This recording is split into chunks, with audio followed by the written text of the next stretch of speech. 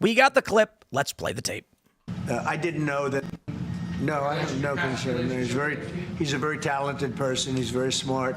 I didn't know that they were going to do it. I don't really follow that too much. It's sort of a witch hunt, just a continuation of the witch hunt. The witch hunt that you should be talking about is they caught President Obama absolutely cold, Tulsi Gabbard.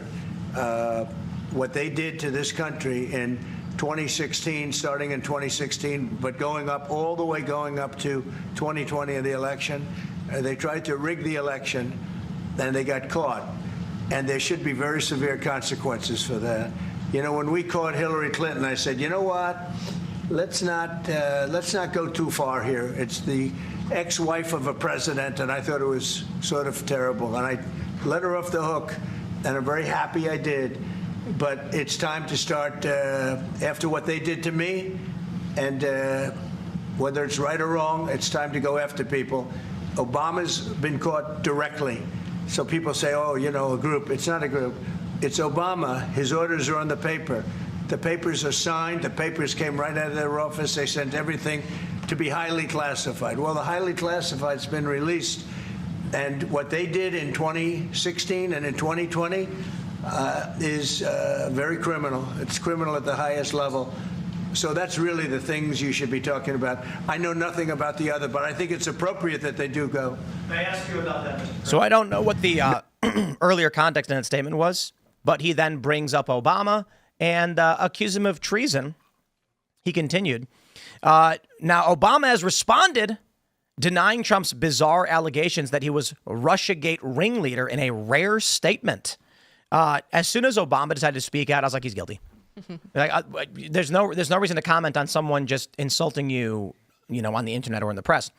They say former President Obama denied Trump's bizarre allegations that he was a Russiagate ringleader. It's incredible that they say things like bizarre, like the DNI has actual evidence. Maybe it's not enough to convince people or whatever, but sorry for the outburst, but like legitimately, it's ridiculous that the way that the media is portraying this, oh, there's no evidence and blah, blah, blah, just totally disregarding all of the stuff that the DNI has produced. This is the how to deal with Trump playbook. They've been playing it since 2016, and they're doing it now. It's fascinating because as AB, you guys just heard how Trump phrased it. He said, Tulsi put out these documents. You should really look into that because, what we're learning, what he did. And then the way ABC News phrases it is they omit Tulsi Gabbard from it. Yeah. This is how the media lies to you. Okay? Technically, they're telling the truth, but they've cut out so much information. You don't know the actual context. This is how they play up the Very Fine People hoax and all the other hoaxes. So I ask all of you listening right now, and those of you in the room, for what action, how do I say this? What is the minimum action required for you to be satisfied based on these circumstances? I want a mugshot at least. That's like the bare minimum. Well, so you're saying arrest? Yes, there needs to be arrest because, listen, we've been playing these games for quite some time now, and unfortunately, we haven't seen much movement from the DOJ. I mean, we've known all of this. Everything has come out from Gabbard's team, which I'm so thankful that it has. We've all known about these things for quite some time now, and so there should have been a blueprint by the DOJ on if they have a special prosecutor going on, or how they were going to go about making these arrests, or who they're going to go for first. Because obviously, Barack Obama would be the last arrest that they'd make. They'd want some individuals who are surrounding him to turn on him quick. And so I hope they have a plan in place. I don't hear of any grand juries going on. Obviously in DC you'd hear about it, but outside of DC I haven't heard of any grand juries going on. So I'm a little concerned that we're kind of playing catch up here, but also I can't wait for Barack Obama to try to sit there and play the presidential immunity argument here and say that he can't be prosecuted, because he can be, and he's obviously been a part of the lawfare before, so it'll be interesting to hear. So I understand that there are going to be obviously people on X that are going to try to make that argument. Do you think that Barack Obama would actually try to make that argument? I do think that he's a little more sophisticated than the average partisan, poster on X. Do you think Obama would? I think if the walls start closing in, if the people around him start to turn, then yes, I think he'd have to make the argument of presidential immunity. But from what I'm understanding is there's probably more evidence in regards to when he left the White House and how he kept everything kind of going still. So presidential immunity wouldn't apply for that. I think it's all fake, to be honest. Yeah. What do you think is fake? I'm done believing any of this, the posting of memes and the making of claims. I'm half kidding. I know people can take it very, very seriously. What I'm saying is I'm beginning to doubt that there is any intention in going after these people.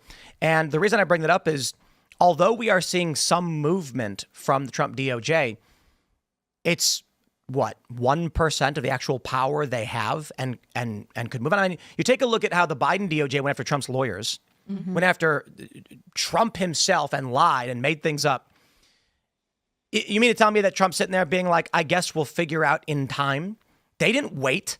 They literally just said, go arrest all his lawyers and make the charges up. But look at how Trump behaved in his first term, right? He came into office. He had said, lock her up about Hillary Clinton.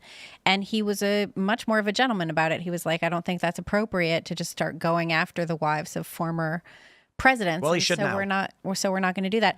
And when we did see the Biden administration come in and start not just prosecuting former Trump officials, but those people couldn't get jobs. It was very difficult for them to just lead a normal life at that point.